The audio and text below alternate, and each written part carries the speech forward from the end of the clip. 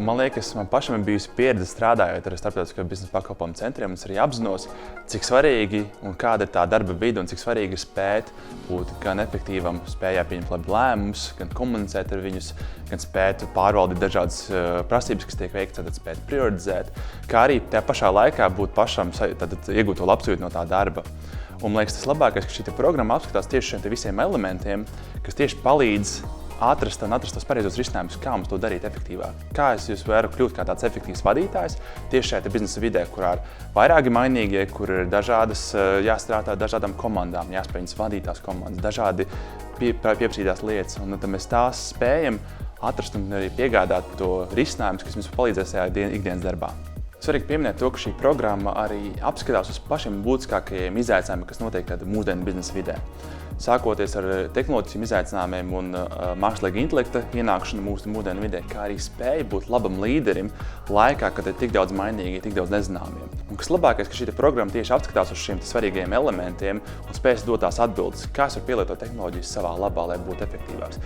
Kā man vadīt manu komandu un man sevi pašu šī mirklī, kad ir tik daudz izaicinājumu, tik daudz neskaidrības, tik daudz jautājumu.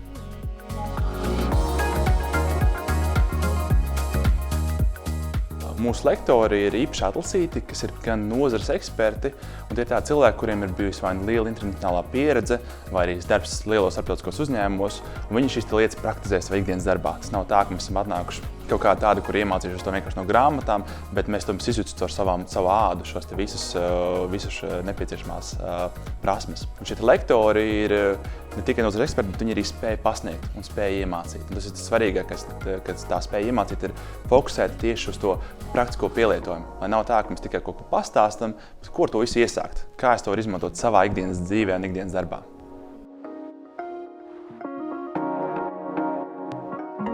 Šī programma ir izveidota tādā veidā, ka tas netrauc ikdienas darbam. Ir iespēja viņus mācīties tieši vakaros, hibrīda formātā, ir iespēja tad iegūt šīs zināšanas, netraucēt ikdienas darbam, kā arī spēja starp programmu modeļiem laiks refleksijai, spēja saprast, kā to var pielietot un arī sarunāties pēc tam ar pašiem lektoriem un iegūt to savas atbildes uz saviem jautājumiem, kas ir radušies starp posmu laikā.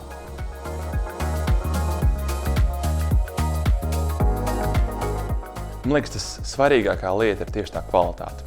Un tas kvalitātes zīmogs, ko mēs pasniedzam. Mūsu fokus nav vienkārši tikai apmācīt apmācīšanas pēdas, bet mēs veidojam tos kursus, lai viņi spētu kaut kādā veidā cilvēku mainīt. Spētu mainīt paradumus, spētu mainīt lietas, ko mēs darām, tādā veidā, lai mēs tiešām spētu iegūt kaut kādu ietekmi, reālu ietekmi, jūtamu pārmaiņas mūsu dzīvē, iemācoties iziet cauri mūsu programmām. Un tā otrā lieta ir tas, ka mēs mēģinām pasniegt informāciju tādā kodolīgā, īsā veidā. Mums tagad nav laika sēdēt, iziet cauri mācību programmām vairāk gadu garumā, bet mēs fokusējamies uz ļoti koncentrētu, bet tajā pašā laikā ar lielu pievienoto vērtību apmācībām.